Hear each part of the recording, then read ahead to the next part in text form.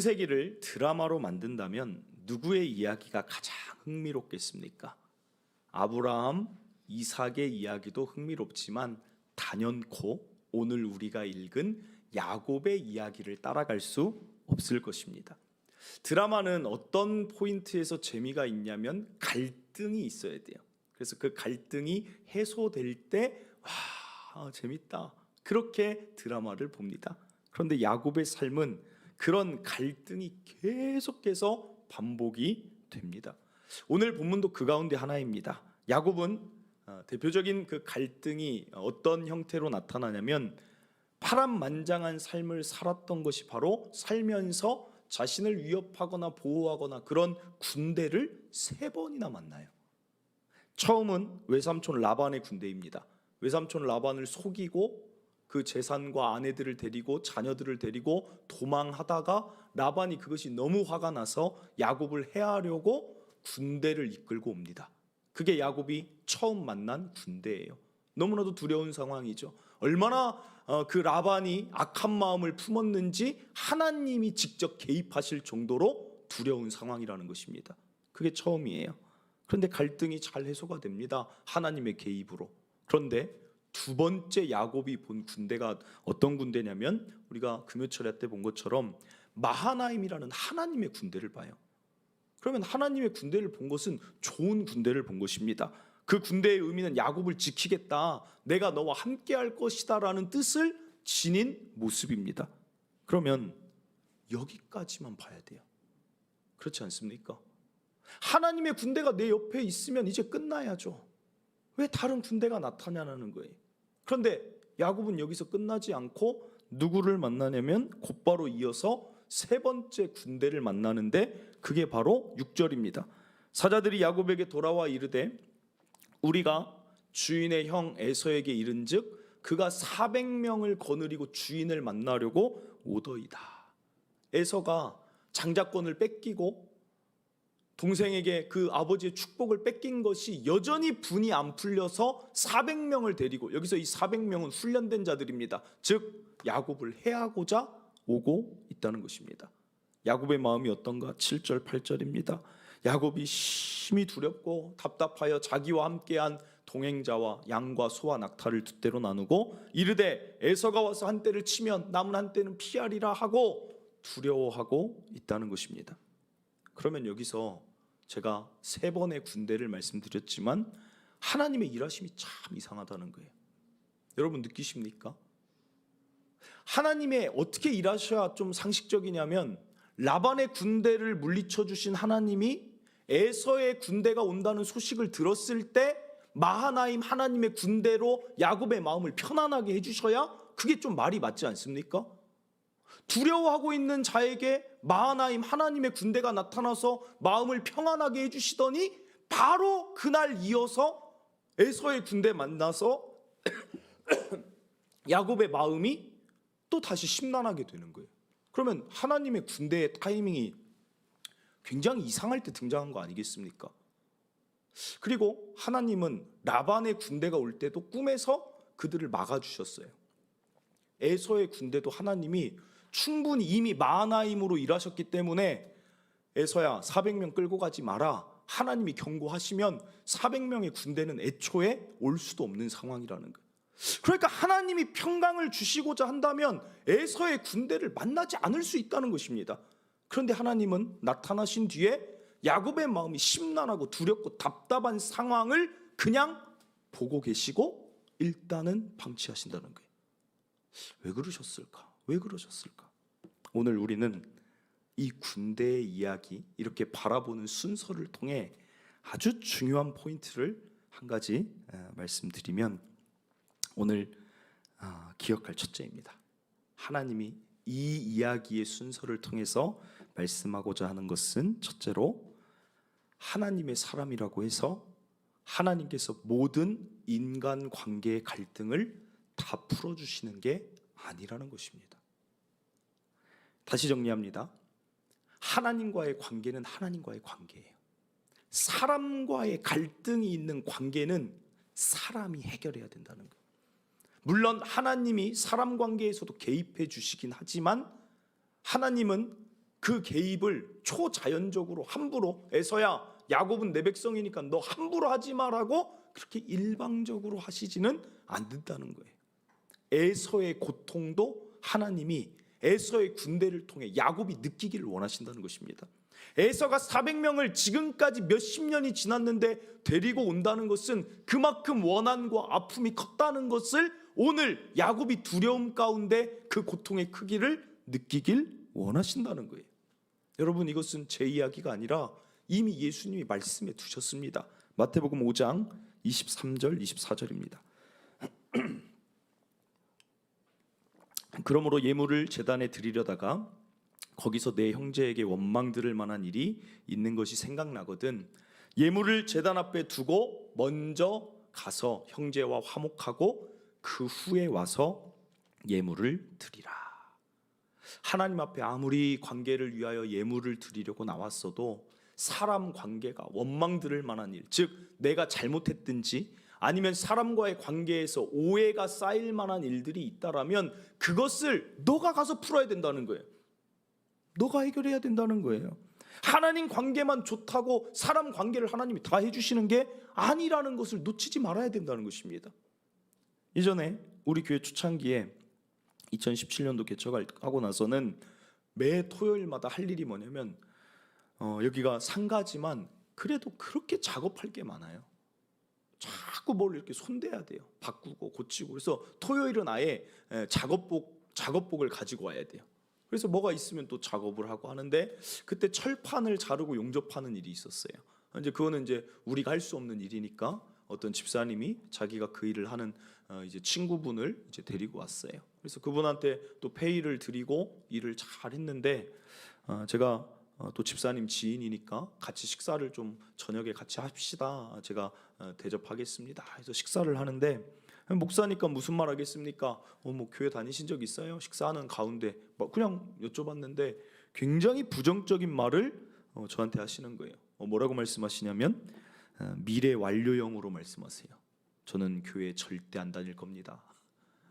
그러니까 제가 뭐 우리 교회 나오라고 한 것도 아니고 그냥 교회 다니신 적 있냐고 과거를 물어봤더니 절대 앞으로도 안 다닐 겁니다 하길래 이분 안에 교회에서 어떤 무슨 일이 있으셨나 그러셔서 그런가 해서 이제 여쭤봤어요. 교회에서 뭐 어떤 일이 뭐 있으셨어요? 그랬더니 이렇게 말씀하세요. 교회 다닌 적은 한 번도 없는데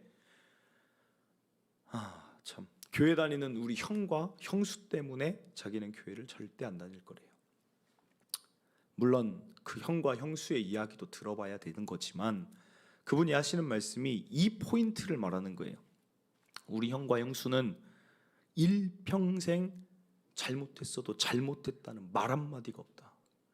미안한데도 가족들한테 미안한 게 분명히 있는데도 미안하다는 말 한마디를 안 하는 것이 너무 보기가 싫다. 교회 그러면서 맨날 교회 가서 주일날 뭐 예배 드린다고 가고 수요 기도에 간다고 새벽 기도에 다닌다고 하면 가서 무슨 기도를 도대체 하나님하고 하는 거냐? 그렇게 막 이제 역정이 나셨어요. 제가 잘못 건드린 거죠. 막 저한테 그랬어요. 아니 제가 그런 건 아닌데 이렇게 화가 나셨을까? 그런데 그 말이 저에게는 참 우리가 새겨야 되는 말이라는 거예요. 왜 그렇습니까? 우리가 예배를 잘 드리는 것과 세상 사람들하고는 아무런 관계가 없다는 거예요. 우리가 오늘 주일날 여기 와서 무슨 메시지를 듣는지 세상의 사람들, 하나님을 믿지 않는 사람들은 전혀 관심도 없습니다. 저와 여러분이 오늘 이 자리에서 무엇을 깨달았든지 그것은 하나님과 우리의 관계라는 거예요. 그들이 우리에게 감동을 받는 포인트는 무엇이냐? 자신에게 어떻게 행하느냐? 나를 어떻게 대하고 말하느냐? 그거에 그들이 감동을 받는 거예요. 감흥이 있는 거예요. 우리가 신앙생활을 교회를 잘 나온다고 해서 그들이 우리와 뭔가 이게 다른 사람이구나 이렇게 보는 시선은 전혀 없다는 사실입니다. 여러분 밀양이라는 영화 아주 오래된 영화인데 보신 적 있습니까? 좀 많이 오래됐어요. 고개를 끄덕이신 분들은 보신 적 있으십니까? 일부러 고개를 끄덕거리지 않으시는 분도 있는 것 같아요. 전도연 나온 영화잖아요. 칸 영화제에도 가고 굉장히 유명한 영화인데 기독교에 대한 굉장한 비판적인 시각을 가진 영화예요. 불편한 내용이 참 많이 나와요. 그 영화가 말하고자 하는 메시지는 불편한 내용이 많지만 생각해 봐야 될 게 이거예요. 전도연이라는 배우가 등장하는데 그 극 중에 그 여인이 이제 아들과 함께 이렇게 살아가는데 그 지역에 돈이 많다고 소문이 났어요. 그러니까 그 아들을 누가 납치해 갑니다. 납치해 가가지고 돈을 이제 내놓으라고 하는 거예요. 돈이 없으니까 여기저기 빌려서 아들을 살리려고 하는데 납치범이 결국에는 그 아들을 죽입니다. 그러니까 어떻게 합니까? 그 납치범은 이제 납치범의 살인범이 돼서 이제 교도소에 갔고, 전도연은 제정신으로 살 수가 없어요. 그러니까 주변에서 뭐라고 하냐면 교회 다녀라, 교회 다녀라. 교회를 다니면서 신앙생활 열심히 하고 뭐 구역 예배도 드리고 열심히 하다가 드디어 전도연이 어떤 마음을 먹냐면 정말 큰 은혜를 받고 내가 그 원수를 용서해야겠다 마음을 먹어요. 놀라운 극 중의 이야기죠. 그래서 용서해야겠다 하면서 그 자신의 아들을 죽인 살인범을 지금까지 보지 않았지만 보러 갑니다. 얼마나 힘든 일이겠어요. 교도소에 갔어요. 그래 당신 용서하러 왔다라는 메시지를 전하려는데 그 범인이, 그 살인범이 굉장히 평안한 얼굴을 하고 있어요. 그러면서 내가 하나님을 믿어서 이차 저차 얘기를 하니까 그 범인이 뭐라고 말하느냐, 이렇게 말해요. 내가 교도소에서 하나님을 만났다. 나는 하나님께 나의 잘못에 대해 회개했고 하나님께 이미 나는 용서를 받았다. 내 죄 사함을 받았다. 전도연이 그때 오열을 하고 울부짖으면서 내가 당신을 용서하지 않았는데 당신이 누구에게 용서를 받는단 말이냐. 그게 그 영화가 우리에게 주는 메시지라는 거예요. 그것을 만든 이창동 감독이 칸에서 어떻게 이야기했냐면, 우리가 살아야 할 의미는 하늘이 아니라 두 발을 딛고 서 있는 땅에 있다는 걸 밀양을 통해 말하고 싶었다라고 얘기를 해요. 이 감독의 말은 뭐 본인의 의견이지만, 그런 의도였지만 우리가 받아들일 때 반은 맞고 반은 틀리죠. 반은 틀린 게 뭡니까? 기독교는 하늘의 의미를 두고 살아가는 자들이에요. 하늘의 의미를 두고 살아가는, 하늘 소망을 품은 하늘의 시민권자입니다. 그러나 동시에 그 감독의 말처럼 이 땅에서도 의미가 있어요. 하나님과의 관계만 바르게 된다라고 절대 그 신앙이 아름다운 신앙이 아니라는 것을 깨달아야 돼요. 용서, 죄사함에 대해 오해하면 안 된다는 것입니다. 내가 누군가의 마음을 아프게 했으면 하나님께도 그 잘못을 구하지만 그 자에게 찾아가야 되는 것입니다. 예물을 드리려다가 원망 들을 만한 일, 분명 사람 관계의 갈등을 우리는 있을 수밖에 없습니다. 왜 그렇습니까? 그건 어쩔 수 없어요. 부족하니까. 우리는 잘못이 있을 수밖에 없습니다. 실수합니다. 말실수도 합니다. 그러면 그때 하나님 앞에서만 하나님 제가 또 그 사람에게 말실수했네요. 참 용서해 주세요. 거기서 끝나면 그건 진정한 회개가 아니라는 거예요. 그 사람에게 가서 그 사람과 이야기를 하며 오해를 풀고 잘못한 게 있다면 잘못했다고 용서를 구하는 게 진짜 이 땅에 의미를 두고 하나님이 원하시는 그리스도인이라는 사실입니다. 그래서 야곱에게 하나님이 함께 하신다는 관계가 있지만 에서의 군대를 직면하게 하셨다는 거예요. 여러분, 저와 여러분은 어떤 그리스도인으로 살고 있습니까? 그분이 그때 막 열을 내면서 어떤 말을 했냐면 이런 말을 했어요. 세상 사람은, 목사님 그래요 저한테, 목사님 세상 사람은 그 많이 속상했나 봐요. 쌓인 게 많나 봐요. 잘못했으면 저녁에 전화 와서 술이라도 한잔 합시다 그래요. 그리고 내가 그때 그거 잘못했어 미안해 그러고 푼다는 거예요. 근데 교회 다니는 사람은 그게 없다는 거예요. 여러분은 그러지 않을 줄 믿지만 우리는 앞으로도 또 실수할 수 있고 갈등이 있을 수 있습니다. 그때 어떻게 하시겠습니까? 그때 저도 자녀를 키우다 보니까 가끔 자녀에게 막 성질이 날 때가 있어요. 막 그 말이 안 되는 때를 쓰거나 이러면 그럼 막 저도 감정이 나가요. 그러나 그 다음에 어떻게 합니까? 그 다음날 아침에 가면 아침에 이제 자고 일어나면 아빠가 미안하다.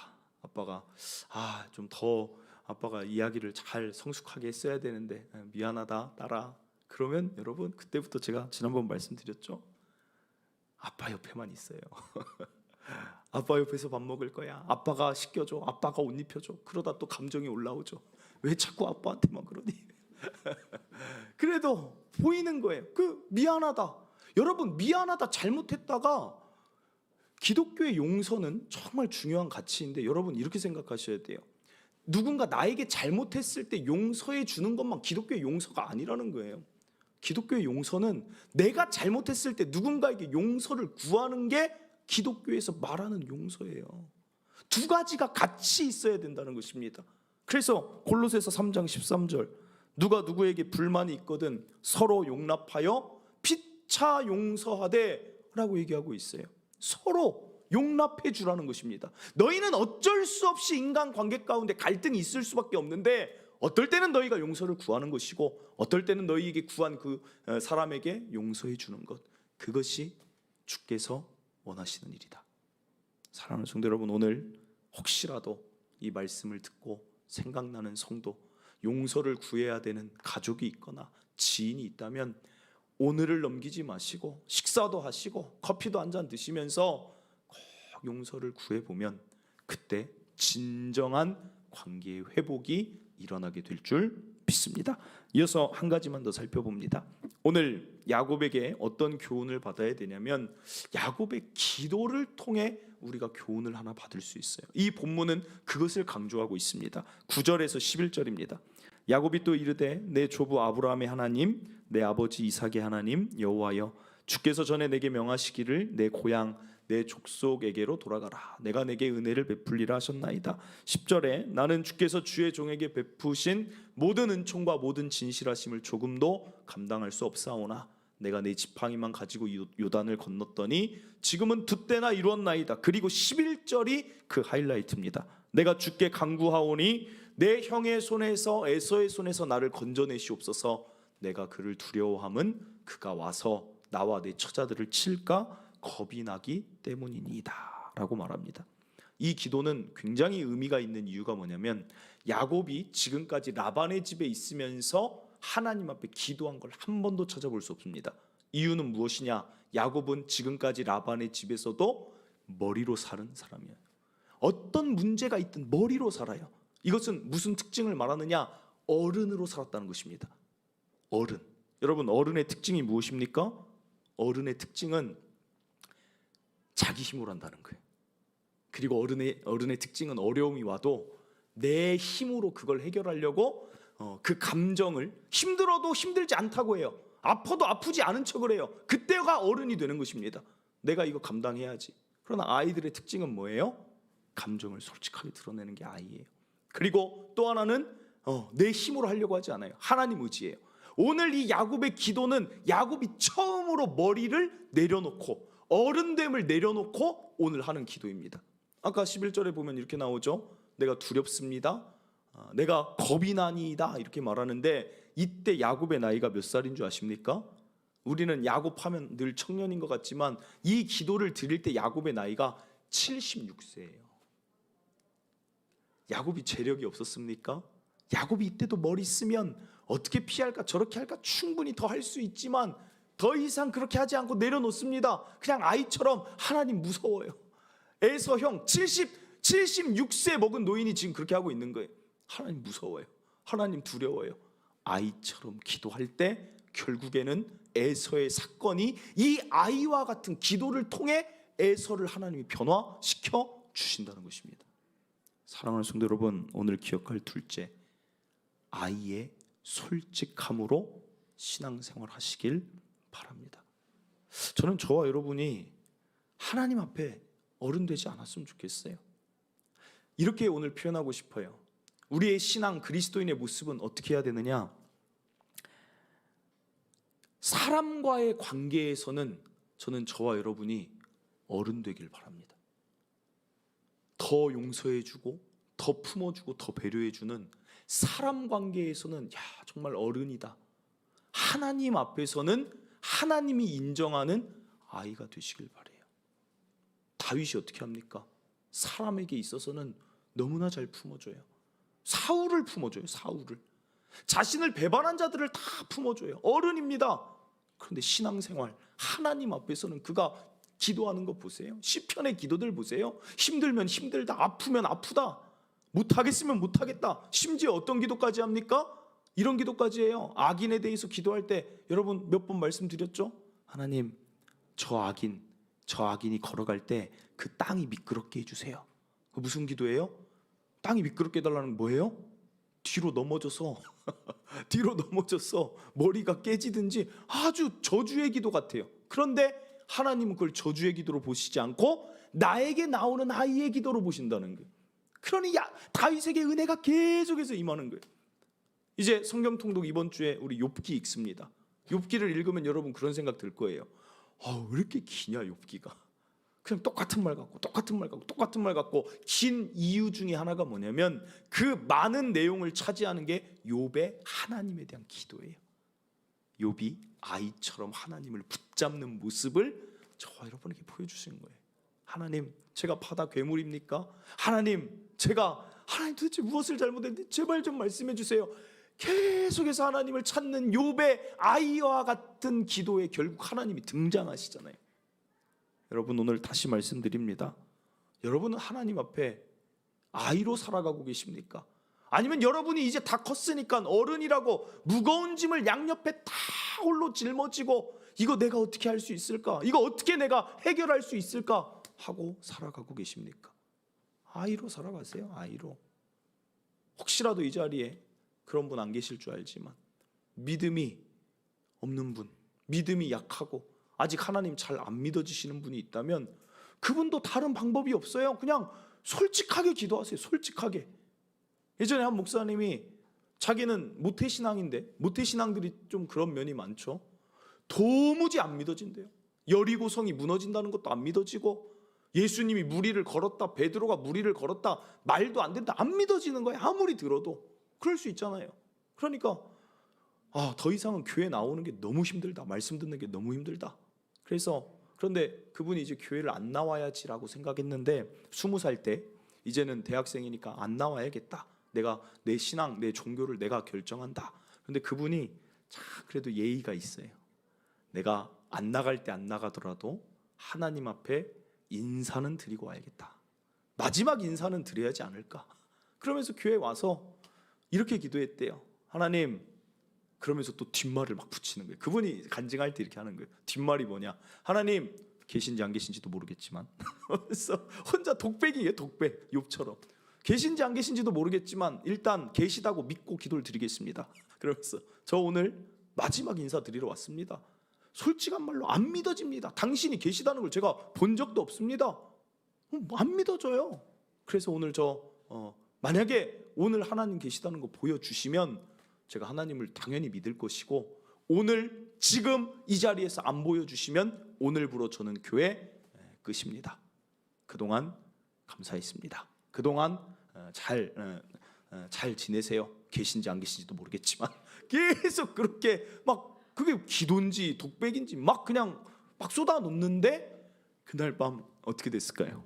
이분이 목사님이라고 제가 이미 말을 했네요. 그날 그 저녁에 하나님이 그 기도 중에 어떤 것을 보여주시냐면 바울에게 보여주셨던, 그분이 그렇게 말해요. 3층 천의 환상을 보여주시더라. 아주 신비한 경험을 통하여서 하늘의 하나님의 보좌와 하나님 계신 것들을 보여주니까 그분이 하나님을 이제 떠날 수가 없는 거죠. 그리고 내가 목사가 됐다 그래요. 그분의 말이 그것이 지어낸 말이 아닌 이유는 뭐냐면 그분이 그때 그것을 이제 영어로 하셨는데, 영어와 한국말을 섞어서 하셨는데 그분이 그런 말을 같이 이어서 했어요. 어떤 말을 했냐면, 여러분 제가 신기한, 여러분이 이 사실을 안 믿으실 수도 있기 때문에 제가 말씀을 드립니다. 그러면서 뭐라고 말하냐면, 지금 우리 성도들은 예전에 들었을 수 있어요. 그 예전에 말씀드렸지만 그분이 지금 제가 하는 영어가 제가 하는 영어가 아니라 하나님이 방언으로 주신 영어입니다. 그래요. 이건 저는 이제 그때 22살인가 그랬는데 이건 또 무슨 말이야?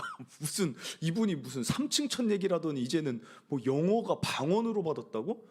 그러면서 영어를 막 하시는데 방언은 다른 나라 말이죠. 방언을 하고 통변의 은사를 받아서 한국말로 하지만 영어로 나가는 지금 내가 그렇게 영어를 하고 있다 그래요. 그래서 야, 이게 무슨 일이야, 정말 신기한 이야기를 많이 하시네 이분이 라고 했는데 그때 저는 이제 모르니까, 근데 옆에 있던 그 1.5세 2세들이 뭐라고 얘기하냐면, 어떤 사람이든지 영어를 사용할 때 보면 각 나라의 그 자기 민족의 언어가 혀에 이미 굳어져 있기 때문에 그 네이티브, 그러니까 원어민 아이들은 딱 들으면 저 사람이 어디 동양 쪽 뭐 일본 계통 사람인지 인도 사람인지 아니면 뭐 스페니쉬를 원래 썼던 사람인지 이게 구별이 된대요.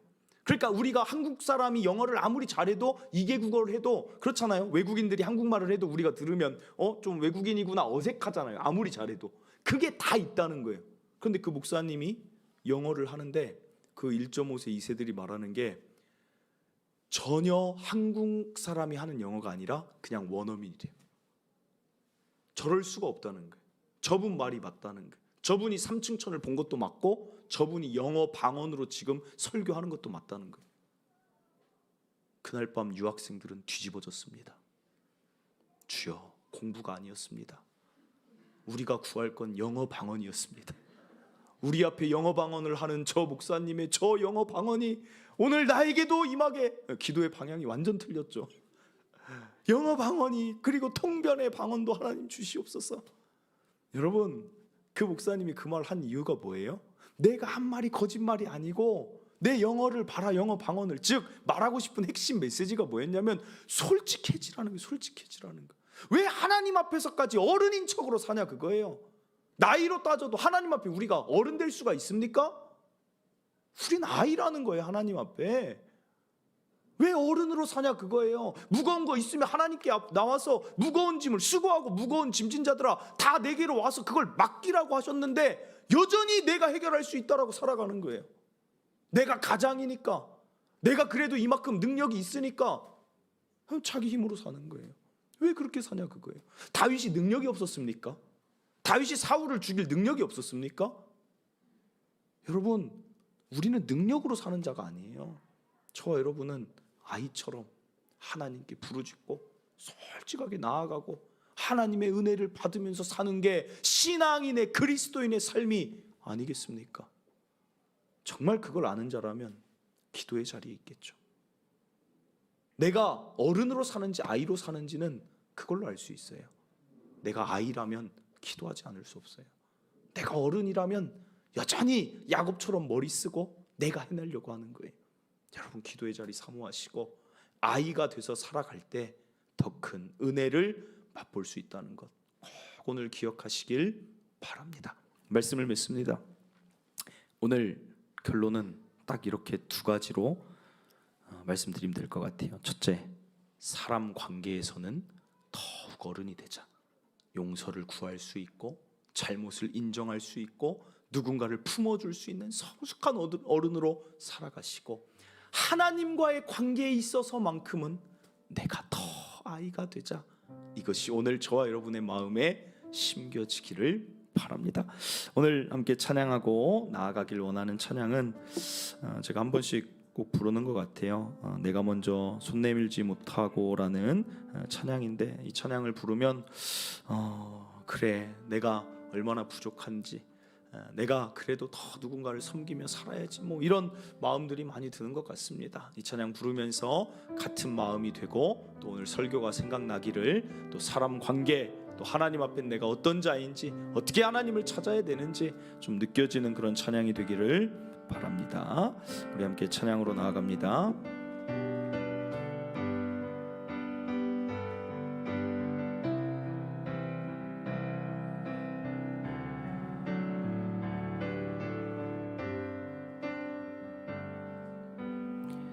내가 먼저 손 내밀지 못하고,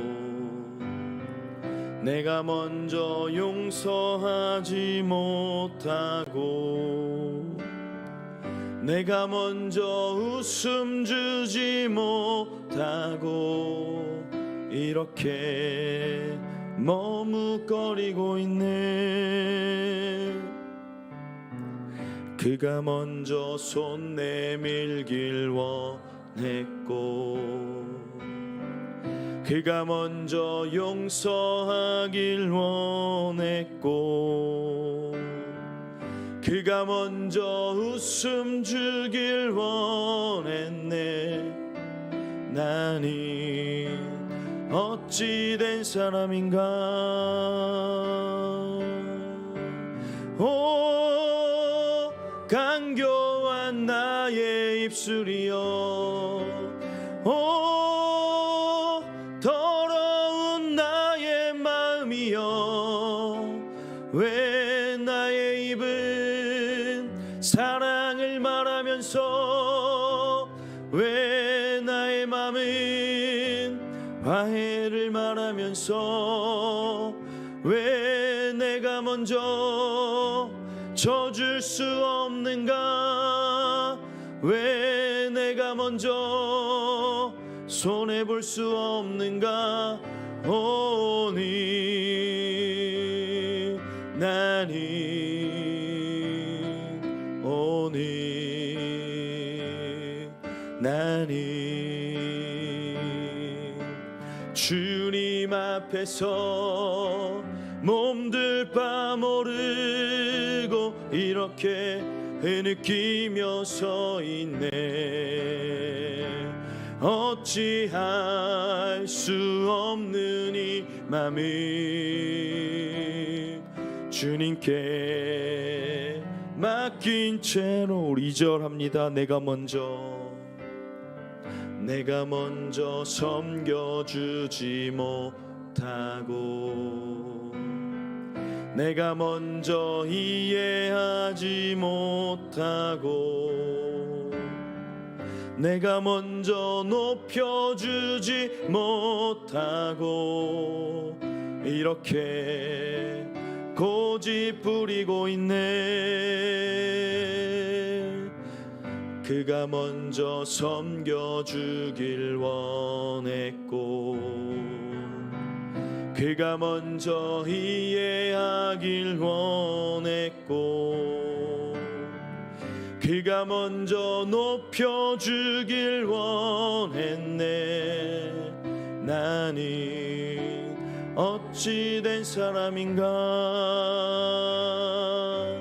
오 추악한 나의 욕심이여, 오 서글픈 나의 자존심이여, 왜 나의 입은 사랑을 말하면서 왜 나의 맘은 화해를 말하면서 왜 내가 먼저 져줄 수 없는가.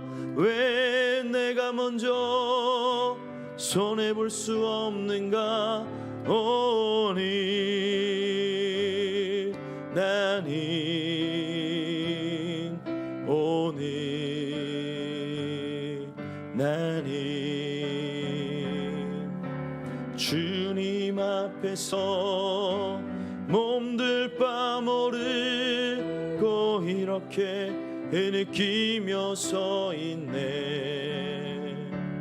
어찌할 수 없는 이 맘을 주님께 맡긴 채로. 아멘. 사랑하는 성도 여러분, 하나님은 야곱에게 에서의 군대를 만나게 하셨습니다. 에서의 고통을 느끼라는 것입니다. 오늘 우리는 완전하지 않습니다. 그래서 꼭 우리 때문에 상처받는 자들이, 고통받는 자들이 있을 수밖에 없습니다.